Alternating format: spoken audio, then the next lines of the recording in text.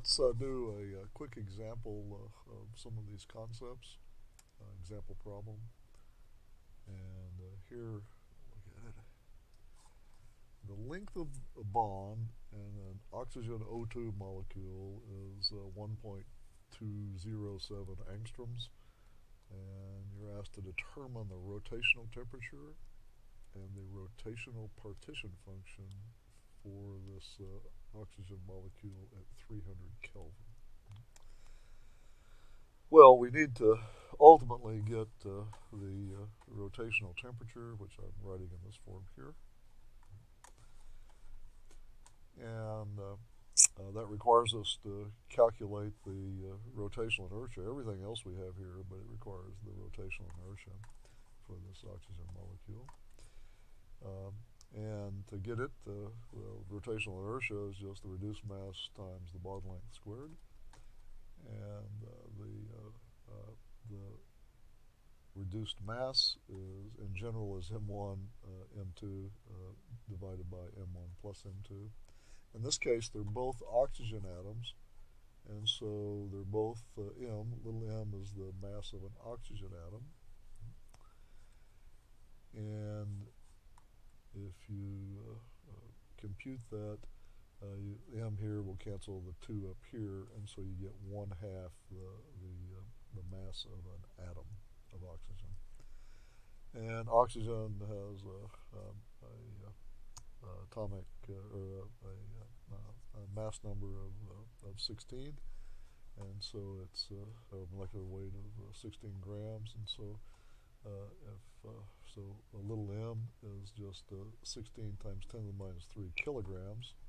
Everything is expected in kilograms in this formula, divided by Avogadro's number. So there's 1 mole of atomic oxygen, and there's the number of atoms of oxygen in that 1 mole.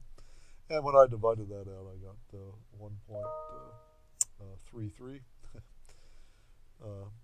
times 10 to the minus 26 kilograms. Remember, oxygen, the O2 molecule, is 32 grams, but these masses are the masses of atoms, so that would be 1/2 the molecule.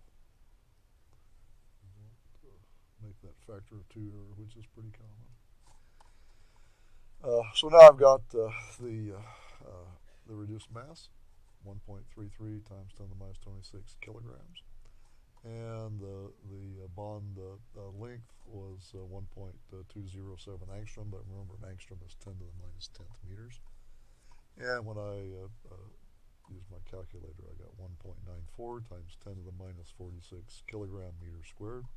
And now I've got everything to calculate the rotational temperature, which is the first thing that was asked. H, Planck's constant, 6.626 times 10 to the minus 34 joule seconds. And I square that. I've got 8 pi squared, the moment of inertia, which I have here, and then Boltzmann's constant, which is the 1.38 times 10 to the minus 23 joules per Kelvin. And when I did all of that, the units come out in Kelvin, and I got a little over 2 Kelvin for the rotational temperature in this particular case.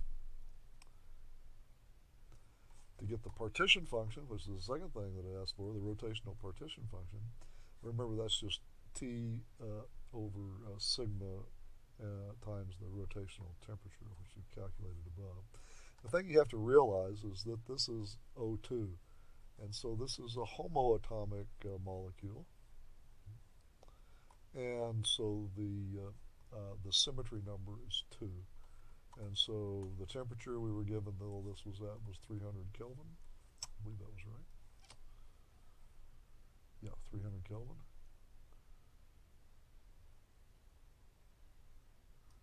And the 300 Kelvin, when I divided the 2 and 2.08, I get about 72. Remember, the Kelvin should cancel.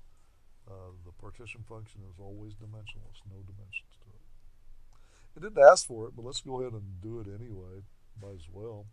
What's the J value where we have the most of the particles of these rotators in this particular case?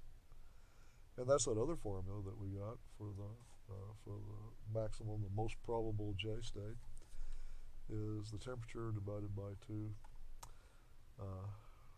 and the rotational temperature square rooted minus a half. So if you look, this is this case is the same thing as the rotation as Z rotation. uh,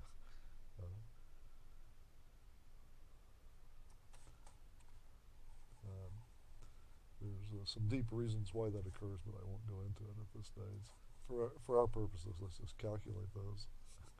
And when I did it, I got 8. So surprisingly, all of these rotators don't like to be in zero rotation. The most probable J is going to be at 8 in this J equal to 8 in